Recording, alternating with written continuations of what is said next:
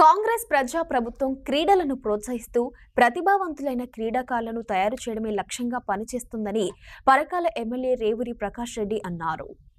గురువారం గీసుకొండ మండల కేంద్రంలోని జెడ్పీహెచ్ఎస్ పాఠశాలలో 57వ Telangana senior inter district kho kho championship 2024-2025 పోటీలను పరకాల ఎమ్మెల్యే రేవూరి ప్రకాష్ రెడ్డి జ్యోతి ప్రజ్వలన చేసి ప్రారంభించారు.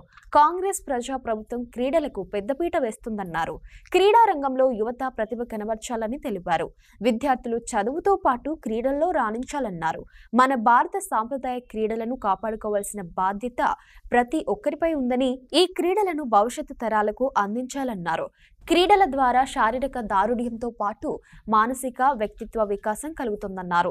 క్రీడల్లో గెలుపోటములు సహజమని, ఓటమి చెందిన క్రీడాకారులు నిరుత్సాహానికి గురికాకుండా గెలుపొందేందుకు కృషి చేయాలన్నారు. ఒక రకంగా చెప్పాలంటే మన భారతదేశం యొక్క సాంప్రదాయంలోనే ఒక భాగమైంది ఈ క్రీడ. అది ఈ మధ్య కాలంలో కొంత ప్రోత్సాహం తగ్గింది అని చెప్పొచ్చు.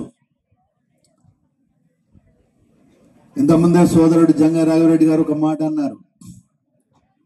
నేను వాస్తవంగా వీడికి వచ్చేవారు కూడా ఇది ప్రభుత్వ పరంగా కొంత సారి నిర్వర్తిస్తున్నారు అనుకున్నాను.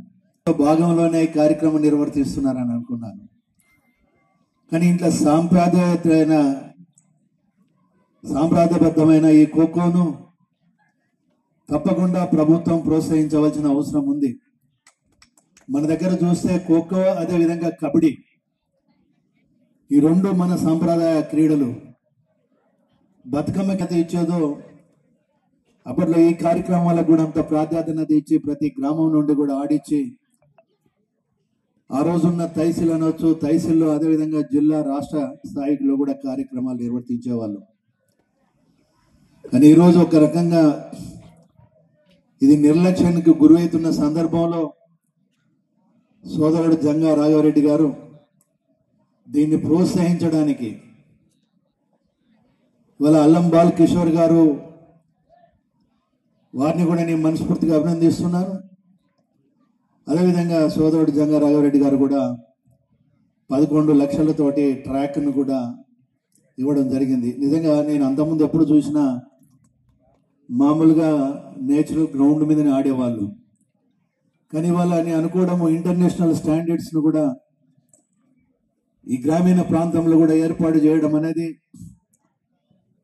నిజంగా సోదరుడు రాఘవరెడ్డి గారిని, వాళ్ళ టీంను కూడా మనస్ఫూర్తిగా నేను అభినందిస్తున్నాను.